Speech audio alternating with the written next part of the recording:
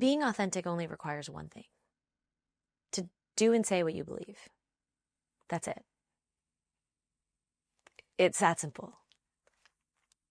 The hard part is the fact that people feel uncomfortable doing and saying what they believe.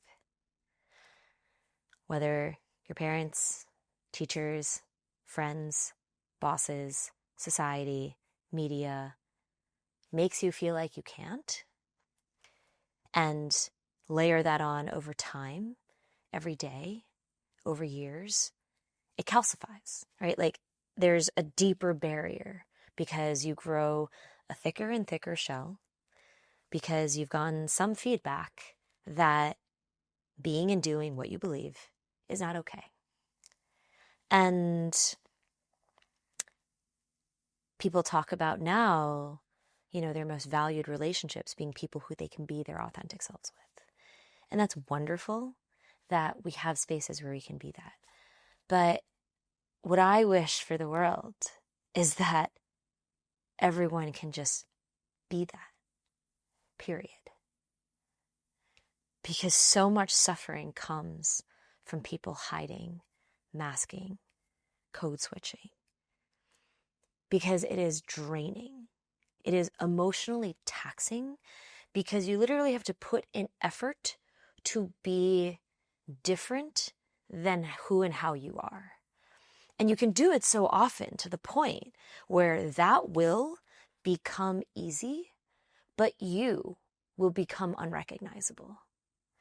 And a lot of people start to realize this or start to feel this, whether it's in their late 20s, 30s, 40s, 50s, depending on how long you've spent doing it and how numb you've become to the fact that you've been doing it. And as the voice crept up to be like, what is happening? This isn't who we are. Like, I don't even know who I am anymore. How often you've pushed that voice down will also extend the time that you can operate in this not fully you space. Because oftentimes people will tell themselves, but I'm doing this to grow my career. I'm doing this so that I can get to that title that I've always wanted. I'm doing this so I can make that money I've always wanted. I'm doing this because I have to, given all the goals I've outlined. I'm doing this for my family. If I'm not this way, my wife won't want to be with me anymore. If I don't keep doing this, or if I change, my parents are going to give me a hard time. It's always the external forces that we will be subjected to, or maybe not subjected to. Subjected to is a very specific way that it'll come in, and that removes ownership from us. It's the external forces that we will experience that we don't want to deal with. And that's a choice. That is our choice over time, as we got signals because it made us uncomfortable or caused pain, that we were like, we don't want this. And because we chose not to want that discomfort, that pain, we rationalized that it was better to do these other things, to hide, to mask, to code switch, to pretend.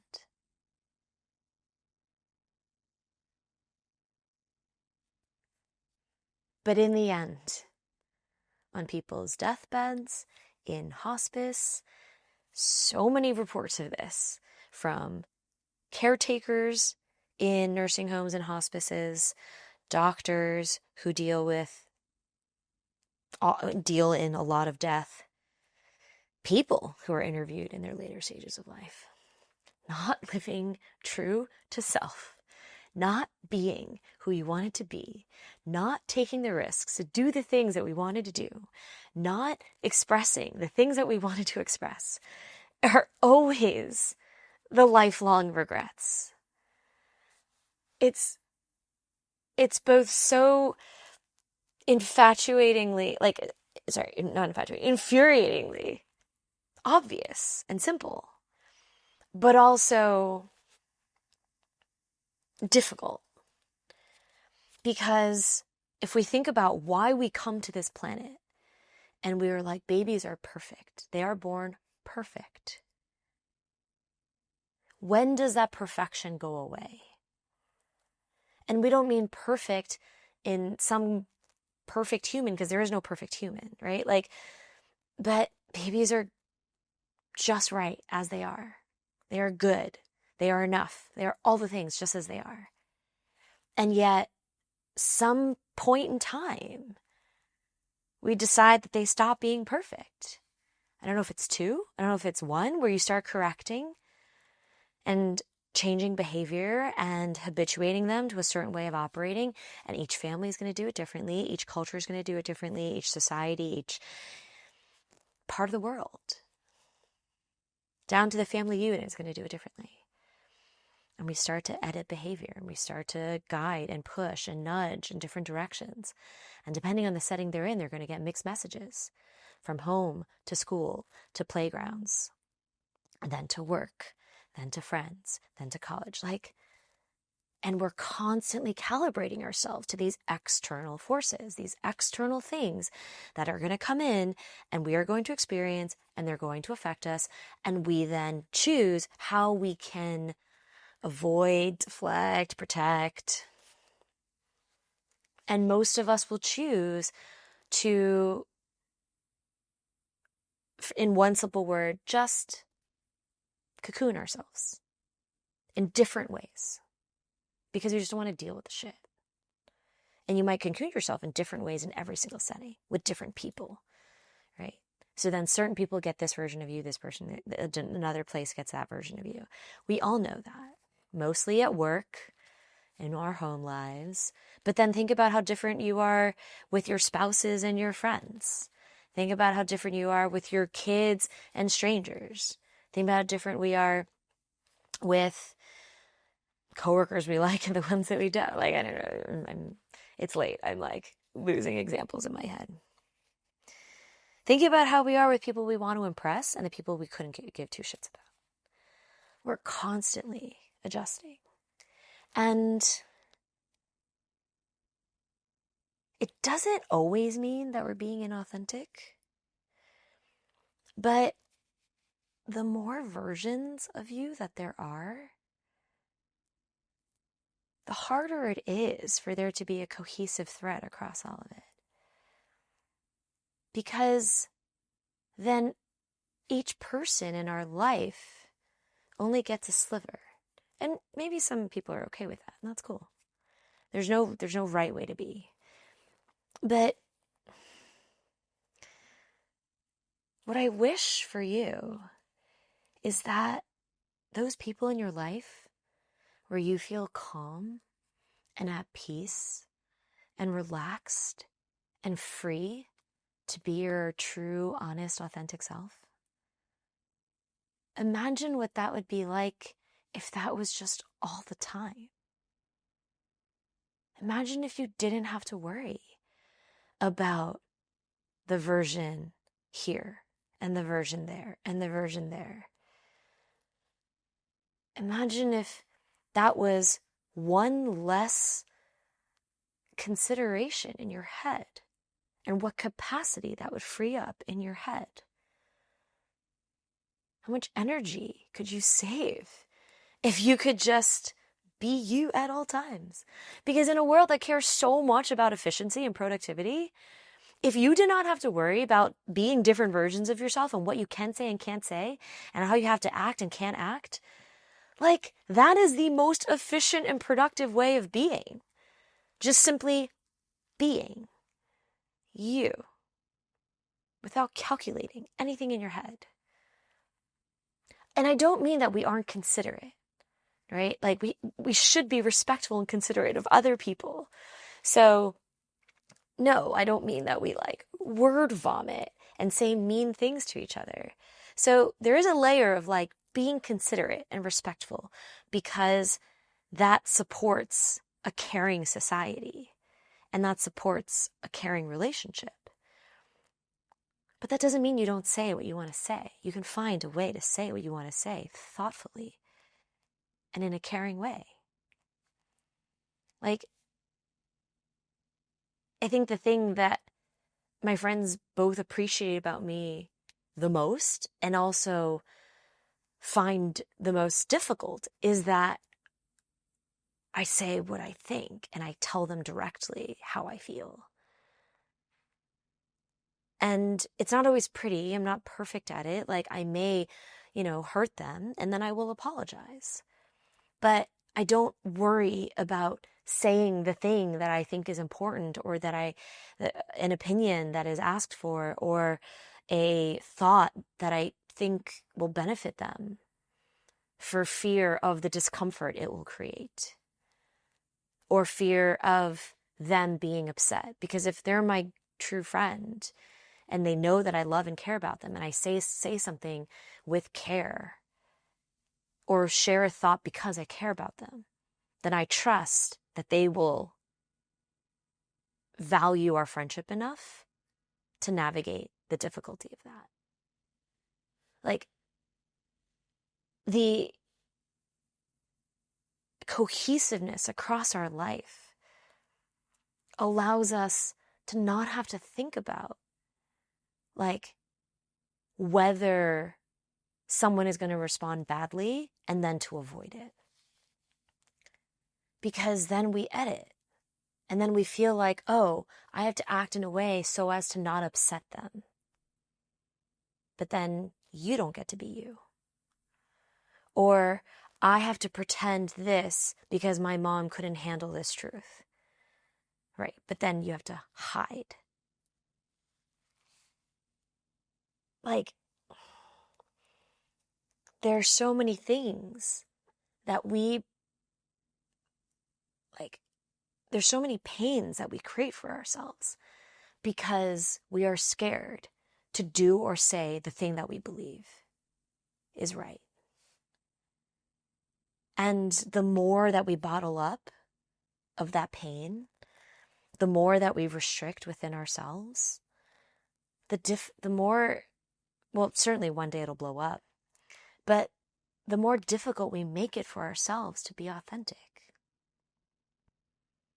The more uncomfortable it is to be authentic, such that because we opt for comfort and safety, that we will choose the misalignment and the deep inner discomfort of not being ourselves for the momentary comfort and convenience of not potentially rocking the boat with others.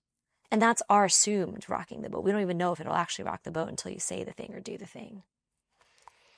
But what I wish for everyone is that we can more efficiently and productively be our honest selves, to act with authenticity and truth and honor, to say what we believe to be real and true, and then deal with whatever comes. Because the point of life is not about safeguarding. The point of life is not to keep things calm at all times because we don't want anybody to potentially be upset.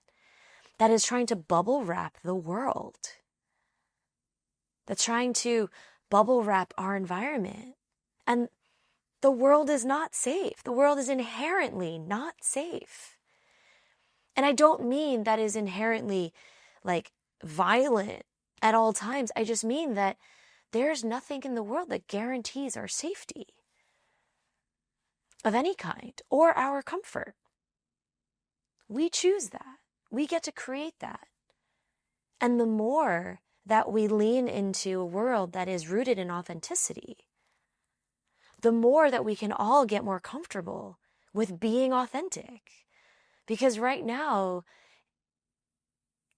at least within American society, it almost feels like we need to be okay with this idea of hiding ourselves. That we've normalized not being true and honest. That we talk about the true friends that we can be ourselves with because we don't feel comfortable being that with anyone else. But what if we inversed it such that we chose honesty and truth and authenticity for ourselves because that's where we actually get to be ourselves. So we don't create inner turmoil and mental health issues and addiction issues. All these things that can be born out of our deep sense that we are not okay as we are. And if we normalize being true, honest, authentic, instead of comfort at all costs, we wouldn't be risking ourselves so much.